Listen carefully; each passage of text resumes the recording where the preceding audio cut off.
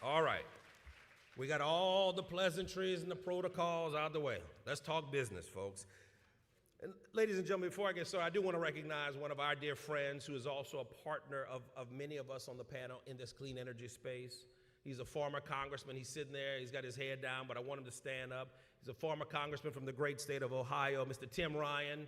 Congressman Ryan, please stand up. He's in the audience with us today. So I'm going to start with you, Reverend Dr. Byrd, and I'm just going to pose the question that is the topic of this panel.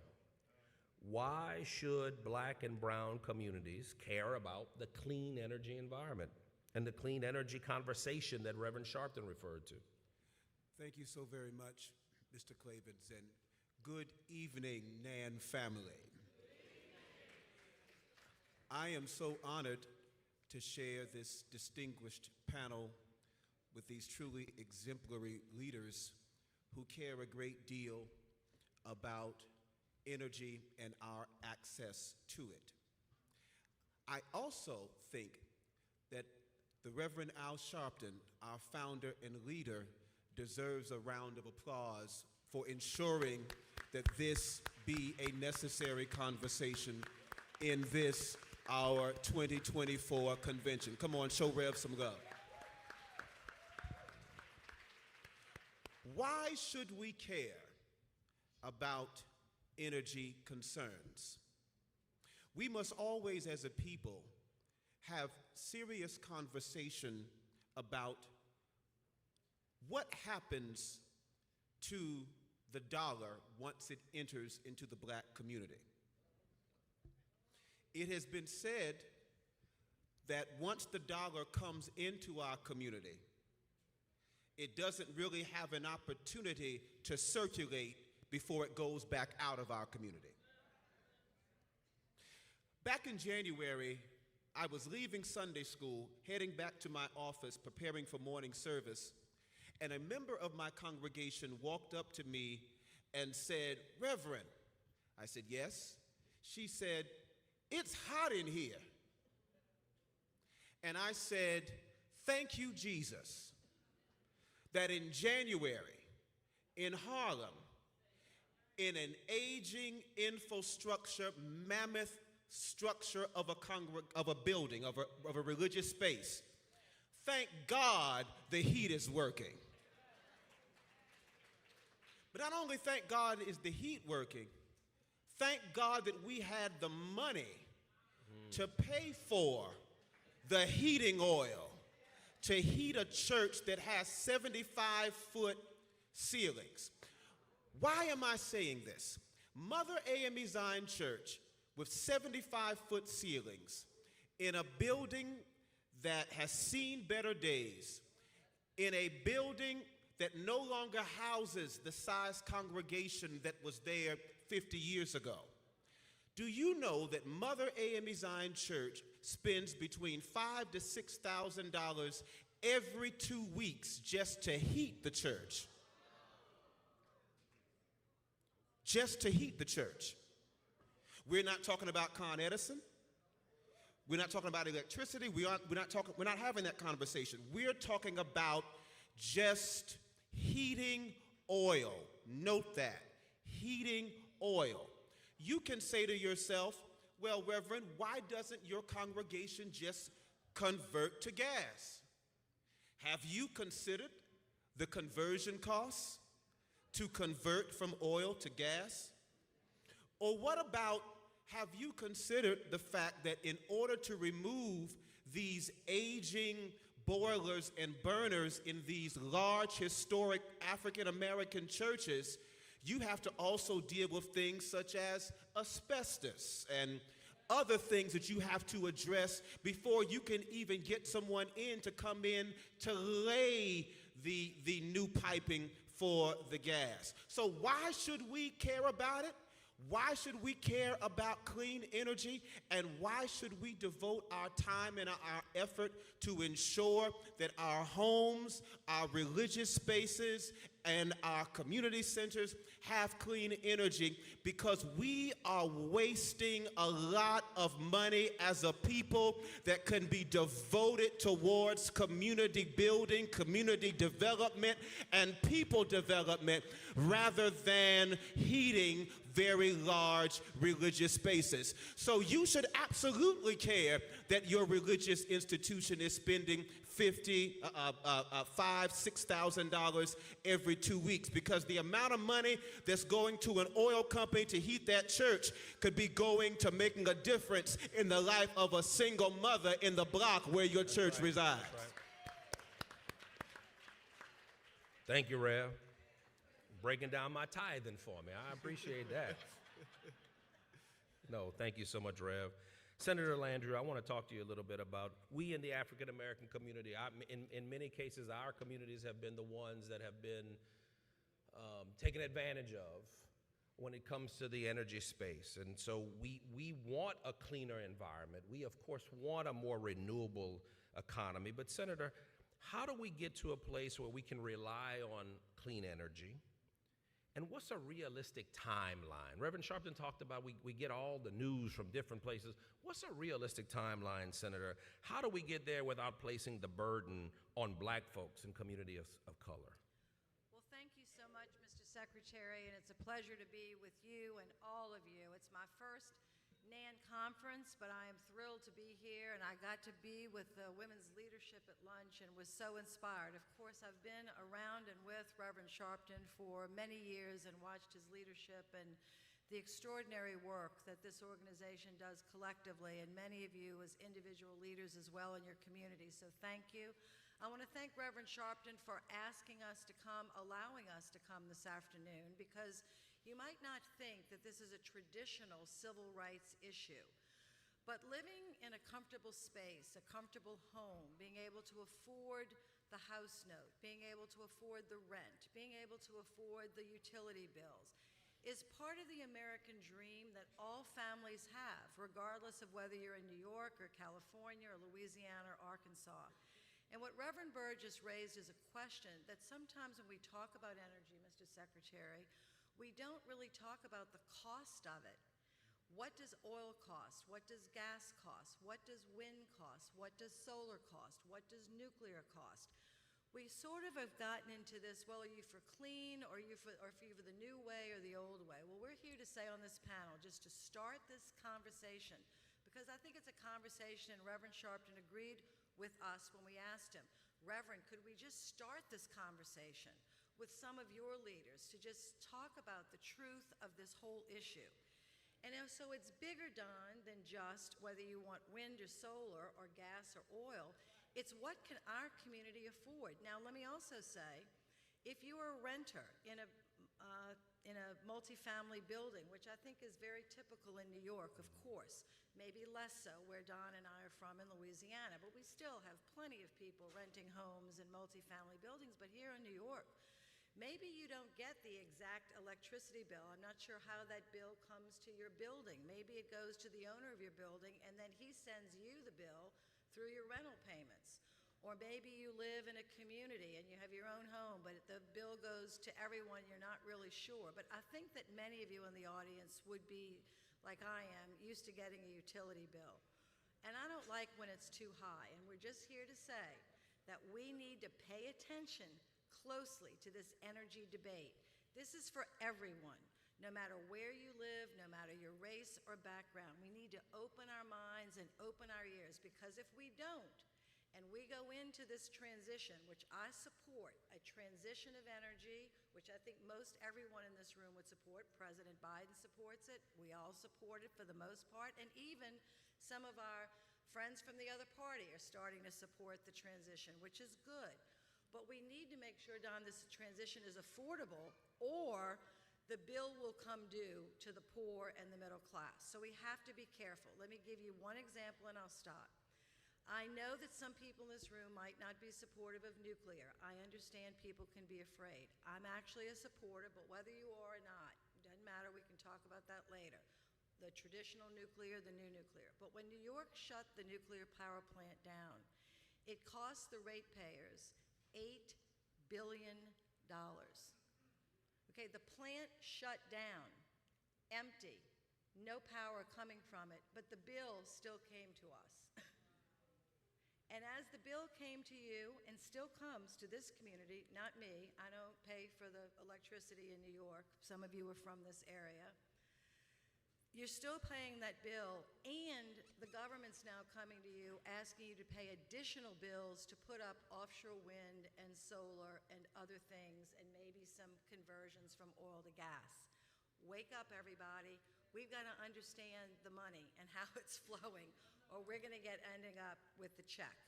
So my plea is, let's just get all of us, and I'm learning myself, and I chaired the Energy Committee. You would think I would be an expert, right? I chaired the committee, and I was on it for 18 years. Oh, no, ma'am. I have a lot to learn, and I've been learning about this to help me advocate better for the people that I've represented in Louisiana my whole life and the people of the country. So that's all we're here to say. We have a lot of data. We're not going to go into a lot of detail, but we wanted to open the conversation. We look forward to talking with you about how America can lead the transition, but not leave black and brown people behind, and not leave the check for all the poor people to pick up. Amen. Thank you, Senator. Mayor Nutter, I'm going to turn to you. You led one of the nation's largest cities, successfully led one of the nation's largest cities. I want to ask you, what impact does having access to affordable clean energy have on communities of color, and specifically black folks? And how can pursuing a pragmatic clean energy strategy translate into job growth? Don, thank you. And of course, thank you, Reverend Sharpton and the NAN family for allowing us to be here. When I think about clean energy, and certainly as Senator Landrieu talked about this, everybody's trying to move to the nirvana, to the promise of a cleaner energy future. As mayor, I still got to keep the lights on today. I have to make sure that there is a affordable, reliable, dependable energy source for folks, because they want the heat in the winter, and they certainly need a good source of energy for the summer and all the other seasons, especially here on the East Coast. And so someone has to run that plant. Someone has to rehabilitate those pipes. Those are jobs. So I'm focused on the job component. Philadelphia is the largest city in America that owns a gas company. We've owned it for 180 years.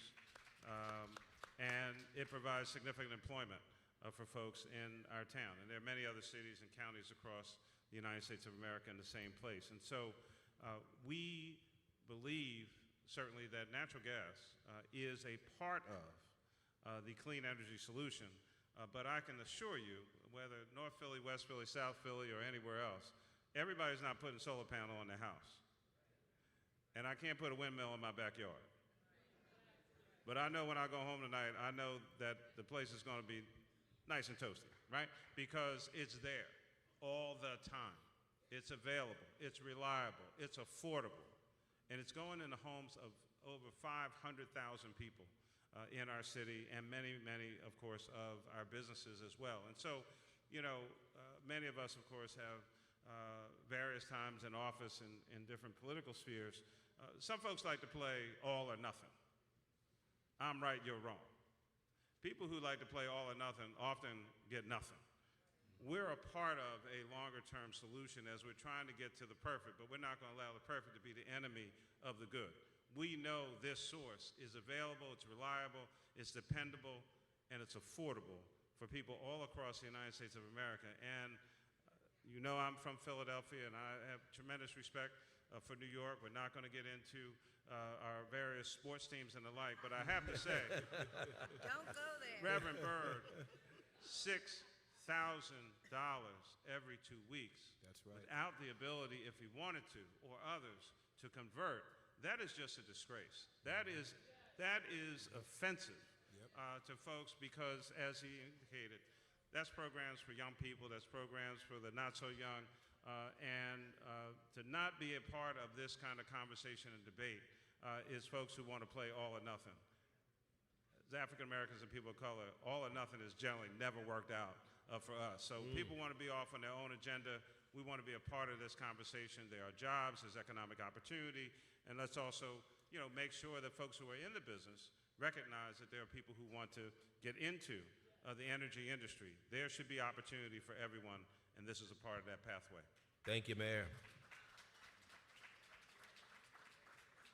Congressman Meek, you have been to many NAN conventions, and I know you have participated in this one. I've seen the pictures of you. You've been to the lunches and to the events, and you've been part of many panels, and you're part of the NAN family. You know what people want to understand. I mean, you understand.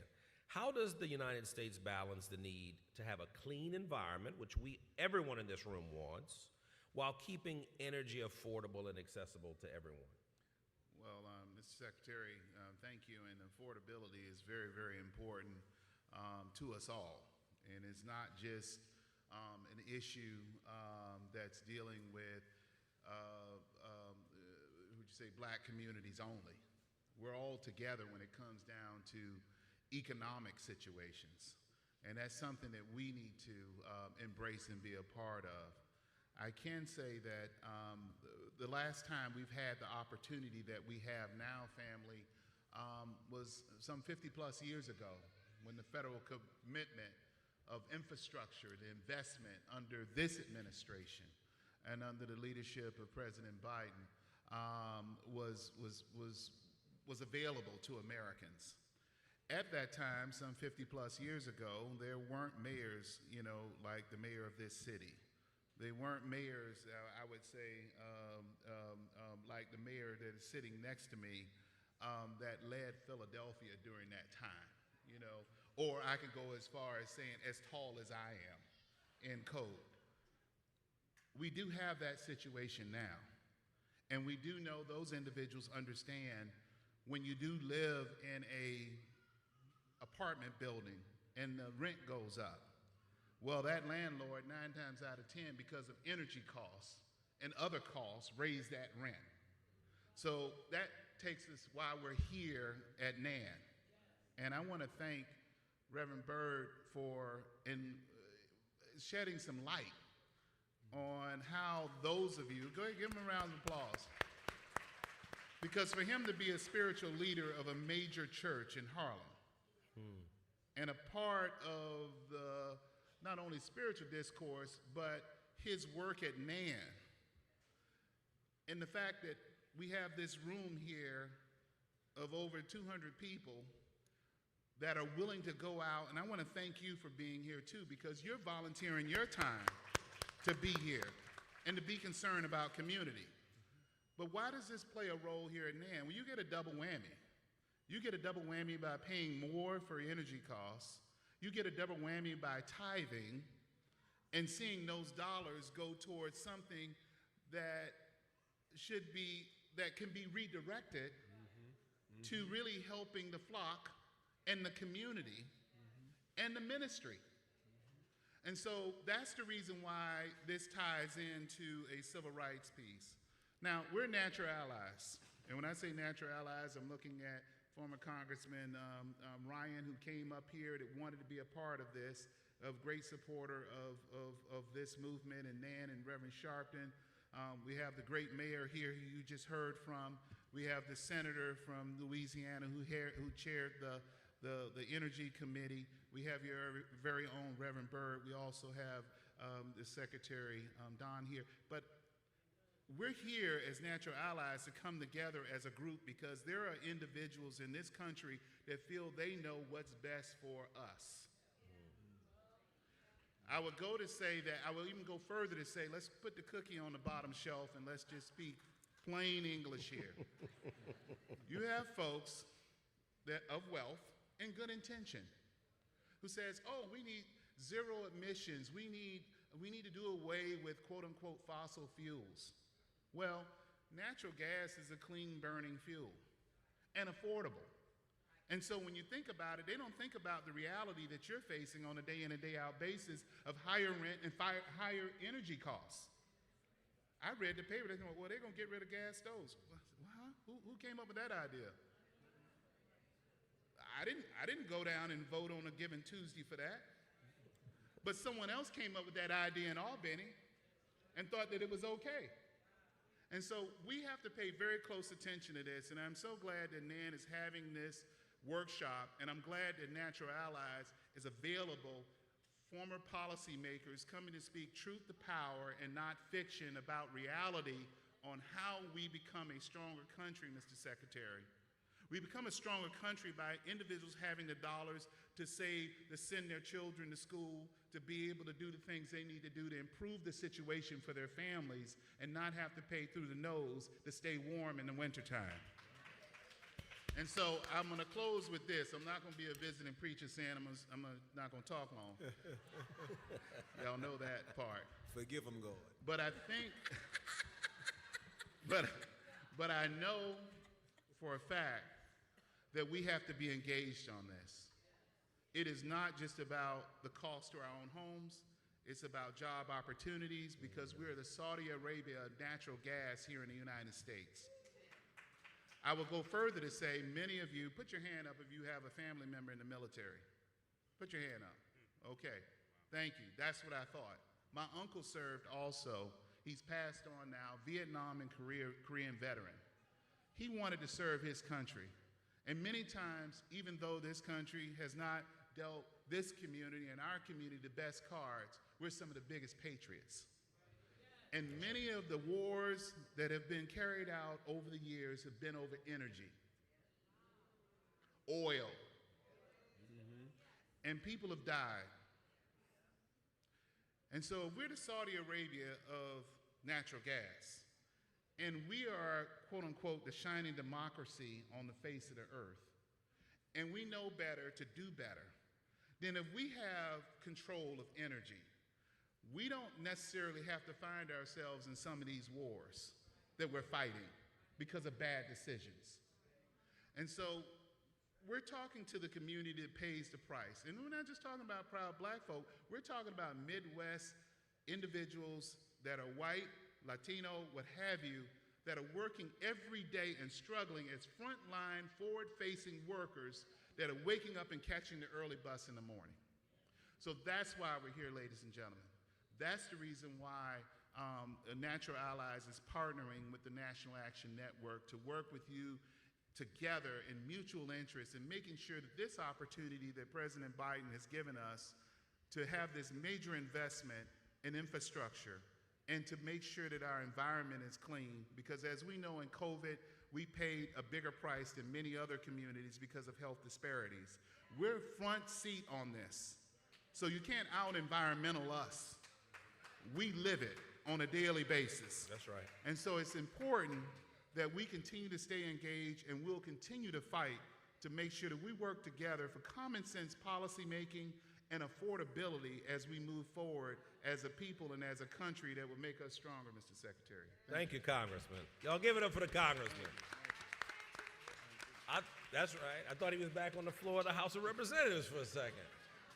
Yield back some time. What I have heard from these four phenomenal panelists, give our panelists a round of applause. If you're just joining, and I do want to welcome and say hello to all the folks who are watching us streaming. Thank you all for participating in this wonderful conference as well. Is I heard from Reverend Byrd that this issue is one that affects us from the people to the steeple. What I heard from the senator and the mayor and from the congressman is we've got some people in this country who are deniers of energy, of climate change. And we know in our community that hurts us more than anybody else. But we've also got some people on the other side, on the left side, who want us to get from here to here this quick and want to give us the bill or not explain how we get to that point. And what we are saying as an African-American community and as an American community is we want to be participants in the discussion, in the rulemaking, in the policy making, right? I got that right? All right, let's keep moving. Senator, I got that right? I got it okay, Senator? You got it right. Okay, well, I'm going to go to you, Senator.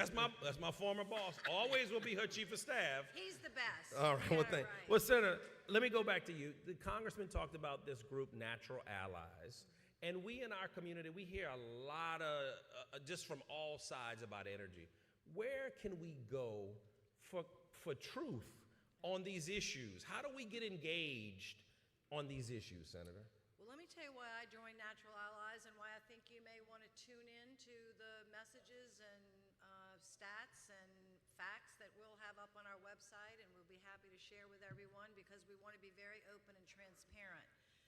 The groups that started Natural Allies are both companies that produce natural gas and transport it and are proud to be part of what they consider the climate solution, not part of the problem, but the solution. There are also labor unions from all over the country, men and women that work for labor unions, and also men and women that work for companies that are not union but are workers in the field, and environmental groups that believe exactly what Secretary Cravins just said. We are proud to follow President Biden's leadership on getting us to a cleaner, greener environment, safer and healthier. But we want to get there in an affordable way where everyone in the country, including the poor and the middle class, can get there in an affordable way and not be left with a bill. I want to share something. Don and I are very passionate about this. And I think that the members in this room will know this issue. Now, I said this was my first time at NAM. That's true, NAN, but it's not my first time with these issues. I've been doing this my whole life. I was elected when I was 23 years old, representing a district in New Orleans, and moved up to the United States Senate. But I'm going to share something that Don and I share almost everywhere we go to speak, because it's a fact that helps us really understand. Like Stacey Abrams said, if you can't see me, you can't understand me. If you can't identify me and respect my identity, you cannot be helpful to me. So I want to say something to you all from the United States Census Bureau that you should always remember. This is the wealth gap in the United States of America today. What is it, 248 years, did Stacey say? I should know this. 268, 48 years that we've been a country. The wealth gap is this. Asian American families in America are the wealthiest by far. Asian Americans, they're the small community, but they're very wealthy. Their net worth is, this is the median net worth of Asian families, is $536,000. $536,000.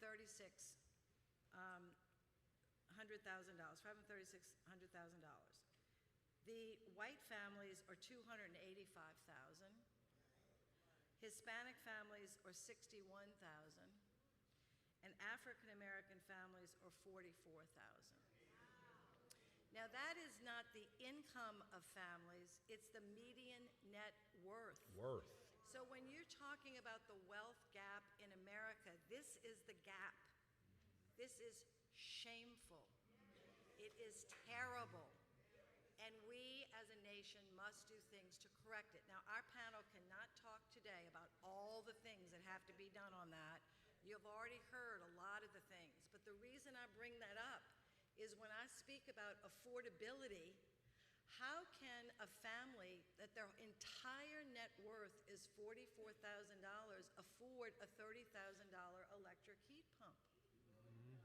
Do you hear what I'm saying here? Like, you know, how can you afford $18,000 solar panels for your roof? Maybe you don't even have a house with a roof to afford the $18,000, and if your whole net worth, this is the median average. So when people come to your communities to say, let's just put up wind, put up solar, you can say, well, first of all, how expensive will this be?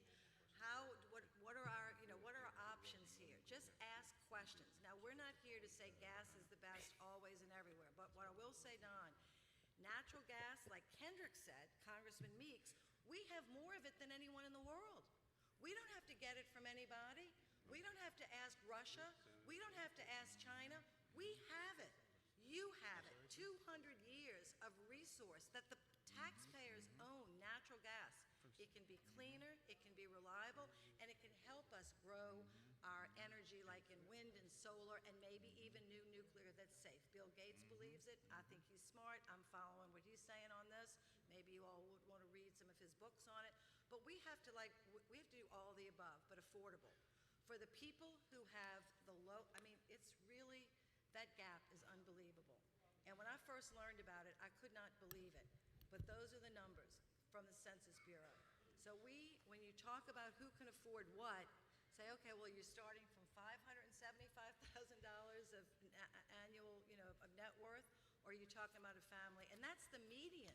So there are 50% of the families have less than 44,000. Amen. All right, thank you, Senator. Reverend Byrd, we're going to give you the last word. I see that our time has expired, but Reverend, I'm going to give you the last word, and I just want to ask you, why is it important for the men and women in this audience, both in here as well as those who are watching us, why is it important for them to get online and in step and to get involved on this issue? Mr. Secretary, I don't think I have to tell you how dangerous it is to give a clergy person the last word. You leave it up to me, we'll be here all night. But that is a very, very good thing for us to consider. I want us to consider the fact that right now in New York State, the oil price for a gallon is $4.24 a gallon for heating oil. As the senator said a moment ago, whether you're living in a brownstone, whether you are living in a cooperative, whether you're living in a housing project, at some point, energy goes into that building that greatly affects our quality of life. This is an issue that very much affects Black and brown communities. The senator just said the net worth of the African American community in this country per family is about $40,000 or so. $44,000. I repeat that because it's sobering to hear, but more sobering to say. $44,000 is our net worth per family. Now, the same group of people are, for the most part, unapologetically religious. For the most part. We enter into churches, we enter into mosques, in some cases we enter into synagogues every week. And in the case of us here in New York and some of our larger urban Black centers, whether it's Philadelphia or Harlem, in many cases, many of our African American religious institutions are in buildings right now built or purchased by previous generations that we can't afford to maintain right now. Where we can't afford, and many of our congregations are selling valuable, historic Black assets, where we are selling historic Black-owned property built by mothers and fathers that fried chicken, baked pies, baked cakes, to build churches that now we can't even afford to stay in. This is a civil rights issue because if we can't afford to stay in what grandmother and grandfather mortgaged their homes to buy, to give us a place to worship, because we have to leave because we can't afford the energy costs on the property. Shame on this nation for not giving us access as a people to heat and to have the energy to keep our vital Black institutions alive and viable. So as I close, I'm on my final point. Preach it, preach it. We must begin to think about this as a community, because we're not just talking about this as an issue that affects that church down the street. If that church down the street loses that building or vacates that building because they can't afford the energy costs on it, the next generation loses a vital lifeline to understand the history of how we came over as a people.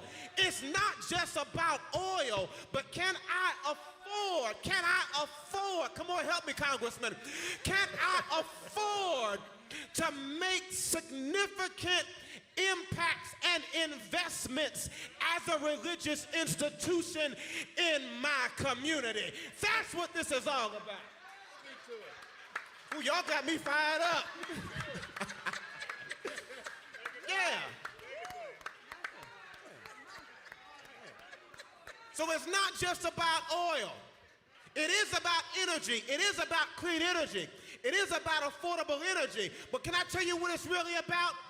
It's about us being able as a people to keep the landmarks in our communities, to let future generations know this church wasn't paid for by Washington, but this church was paid for by a grandmother that fried chicken and fried fish and did what she had to do to give us this institution, and we're not going to sell it, we're not going to lose it because we can't afford the oil prices. And let the conference say, y'all didn't know y'all were getting a panel and praise and worship, did you?